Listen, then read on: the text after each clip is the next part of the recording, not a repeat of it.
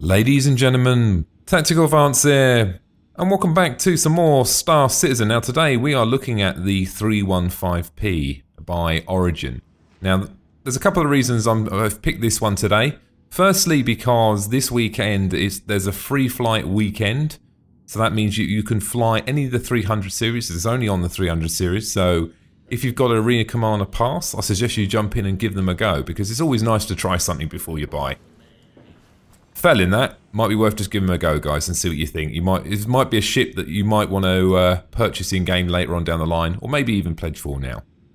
So, out of the 300 series, this is obviously the 315. We've also got the 300i, the 325a, and the 350r. The 300 being the sort of the tourer, the 315 being the exploration, the 325 being an interceptor stroke fighter, and then finally the 350R, which is the racer. Now, the only main difference between them four ships are, which is significant, is between the 350R and all the others. The 350R has dual engines on the back, and all the others have single. Now, this is actually a pretty good ship. I mean, the way these sort of ships work, they are high-end. You can see that everything, the way it's been built, looks like it's been built good quality materials, doesn't look very cheap. Executive craft, if you want to call it that. Now this actually comes with some really cool features as well, because obviously being an exploration craft, you're going to need something to aid you on your journey as well. It comes with exploration jump engine, first of all, which is, or jump engine.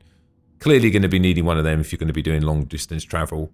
And you're going to need that as also, because the next part, you're not going to find much without this.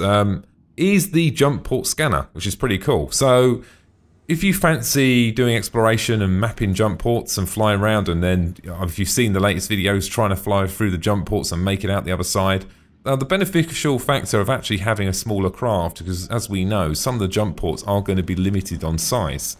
Now you can't really, I say you can't actually get any smaller in this. When you're standing in front of it, it looks like a sort of an average plane, but once you get inside and you actually zoom out, and I'll show you in a minute, you realise actually how big this thing is. But comparison to some of the other crafts, like maybe something the Aurora series and some of the others, yeah, okay, it's definitely bigger than them ones. But it's all round really good ship. And I think if you want to get into the game, this is definitely, I'm not going to say the starter exploration ship. It's definitely not the starter one. I would say it's probably a good entry level to getting yourself into a multi-cruise ship. So, or actually, I mean, if you're a sort of a solo player and you don't really want to play cooperative and do that sort of stuff anyway, this is probably going to be perfect for you. Now, let's take a look around. We've obviously got this front nose pit. This is obviously the scanner. Looks like we've got some sort of, they look like them little cameras you get, don't they? That's obviously the scanner thing. I'm sure you're going to be able to equip other things on here later on down the line, maybe like tractor beam or all sorts of stuff, depending on the mount size. You can actually see there, either that moves forward or that's a double thing there, isn't it? Because look, you can see. Maybe it actually moves forward and turns or something. Can't be 100% certain. Have a look round here. Looks very nice. I don't know why the danger stick is there, seems a bit random. Lots of danger here. I actually noticed something earlier, I'm not even sure what it is. I mean, let me know in the comments, guys. This thing here, look. I was thinking, is it a handle? I know it does say hydraulic access. Maybe it's some like pull it and it opens up. Well, I don't know. It's just a bit of detail that, you know, I just couldn't really explain. It looks like some sort of ratchet handle or something, doesn't it? Nice landing gear. Looks very similar to sort of a plane, really, doesn't it? With the wheels and the hydraulic system there. As we're underneath them as I carry on this way. Not much happening under here. Moving on to the engine. Now the engines actually on this are quite impressive. I'm going to get stuck here. The detail of them is absolutely outstanding. I mean, you can see there the little hydraulic rams there.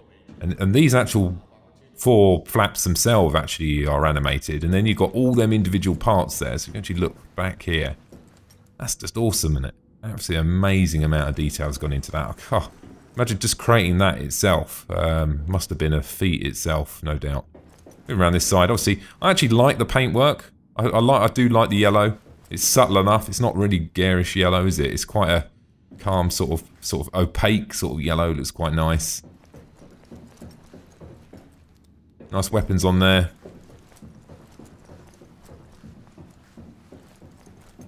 Have a look at the front canopy. We're going to have a look inside in a second. Now, one of the advantages actually with this as well, it does actually come with 25 freight units, more than any of the others. Obviously, the 350R comes with absolutely nothing, but it's not expected to carry cargo. The other ones carry 16. So, as well as actually doing the exploration and finding them jump ports, if you do find something along the way, you can pick it up. And keep in mind that you might say, oh, it's only 25 freight units, but it depends what the value of cargo you're actually moving, doesn't it? If you're moving something that is very expensive, you could say that 25 cargo units could be worth more than maybe, let's say, 125 cargo units of something else. So maybe fish on one, I don't know, some sort of raw material on the other. So, yeah.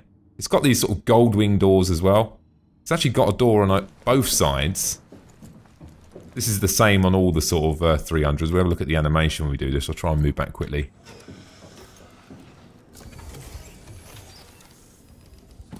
Looks very nice, I must admit. Now you do have a bed in here as well. Climb up. You can't actually close the doors when you get in. Now this is one of the sort of ships you have to actually duck in. I'll show you what I mean. You're actually ducking. There we go, you can actually see there when you walk. I don't know, actually, would he need to duck? He could probably put his head up, actually, can he? He might hit his head over there, but does he really need to crouch? He could probably stand up. Right, and this is what I was saying earlier. This is... I'll just go around this side. When you actually see the... Disorientating. Now, if you look at the size of... I was going to say me, but if you look at the size of me there compared to the ship, it sort of gives you a bit of an idea, actually, how big it is.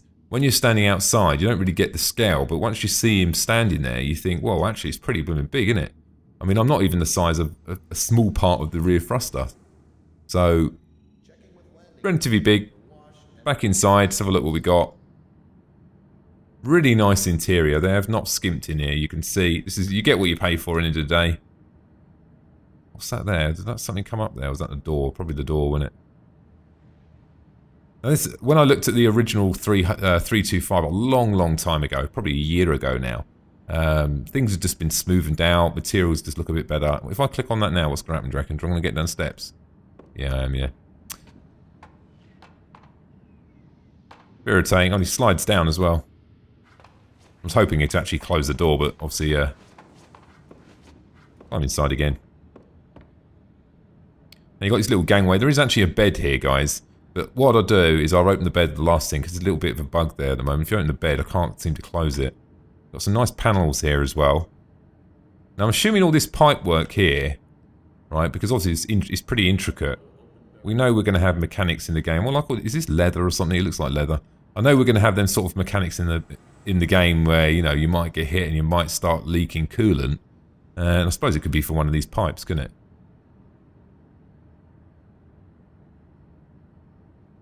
Looks very nice. What's that? I just noticed that there, look. I can't actually duck to have a look. A button there. I thought there might be a button, that red button there. Close the door. There's something there as well, what does that say? Can't see. Yeah, I suppose that would be pretty bad if you had your hand in the door, wouldn't it? Got a docking collar on the roof as well. So I haven't actually seen how these docking collars have actually worked yet. I've seen the Constellation docking collar when they come out the side, and you can see things, ships like the Ruhr and some of the couple of other ones have got the side docking doors. But this one has a sort of rear docking collar. Now the only thing that I can see so far that would actually mount on the top of that is the cutlass. So, first thing that springs to mind, either someone's going to be saving you or someone's going to be robbing you. One or the other. And to be honest with you, either of them are any better, let's be honest. So yeah. I suppose you don't have an ejector seat as such, do you? So it might double up as your escape hatch as well. So let's take a look in the front here. I like all this Origin jumpway, all really nice materials in here. It looks absolutely fantastic. It's actually quite spacious, quite a lot of space in here as well. Before we jump in the seat, we'll have a little bit of a look around as well. Let's see, it looks very nice. Let's jump in. Well, that's pretty cool, that. Like that. Is there actually a seat belt? I don't think there is there? It looks like there is, actually. Oh, look, the seal it says on the seat there, pull to eject, so... Okay. It's not the case. Jump in. Whiz around.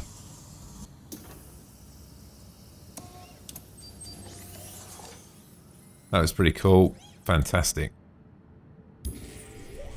Just get rid of that. Look round while I'm waiting. That's a funny... Is that a cup holder?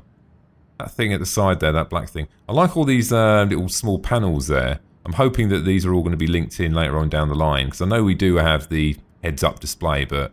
You know, we want all these things plugged in, don't we? Definitely, because that's going to look really cool, isn't it?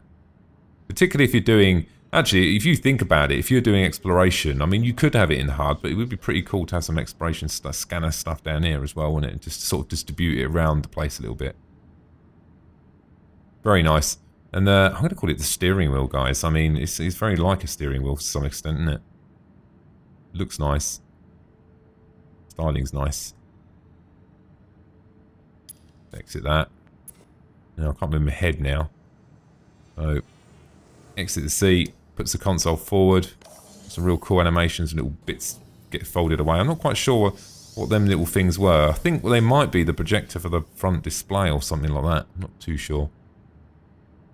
Pretty good view as well. And don't forget, you can get out the seat whilst in flight. You know, if you want to go to sleep or do something like that. And you've actually got quite a nice view here as well. So let's take a look at this bed. Right, it's probably got to be careful here because I tried this before and it's really difficult to open it. Here we go. That was it there, I think. Let's try again. I need buttons, man. I keep saying, I know I'm saying all my bloody videos, but it just winds me up doing this. There it is. Now I'm calling that a double bed. I mean, that is pretty... The only thing I've noticed, you get a bed, but I don't know, I'm not looking forward to the future, guys, if this is what it's going to be like. Because these beds look extremely uncomfortable. The chance of me sleeping in this is going to be very slim. You can actually lie down as well. As it's Valentine's Day, you can bring your partner with you as well. Can't move your head right now, not much of a view. It'd be good if that little door at the roof opened up and it had a bit of glass perspex on it or something. Probably going a bit too far, aren't I? I just noticed that as well. These things down here. This sort of rubber matting you got on the floor is like you get in a swimming pool. I haven't actually worked out how to put this thing away yet. I did try, guys. It looks like that's going to make me get in again. I did try a few times to actually work a way to actually close it. And there's actually, you can't get over here neither now. I tried that as well. So that sort of bugged out a little bit. Fire extinguisher. A few people said actually, we're going into the sort of this sort of century. You would have thought we would have had some sort of different types of fire extinguishers. Maybe something inside that just does it for you, I suppose. But then I suppose if it's an isolated fire, if it's a fire sort of just in that corner, you know, there's only so many sort of sprinklers you can have. Or you could have sort of a system, couldn't you? If you had sort of an EVA mask on, you know, you get a fire, just open up the docking ring, let the I was about to say let the air in. You know, open the door. Oh, a bit of a jump. And then suffocate the fire. Maybe that's another way to put it out. I suppose then again it could be electrical, couldn't it? Depends what it is, isn't it? So all in all, a fantastic ship. 15 freight units. It's got the jump drive, which is obviously a must if you're doing exploration. And then you've got the jump port scanner. And I think you're going to have a whole game in itself with this ship. Just having the ability to go and find them jump ports and fly through them and map them out and collect that information. I mean, without the cargo and without all the other bits, that itself is the selling point for this ship, just on its own. For me, anyway. You need jump drives as well, obviously. But them hand in hand, on a small ship that is relatively affordable, I think that, yeah, fantastic. And you've got the best of both worlds. You do get that little bit of extra cargo units in it as well.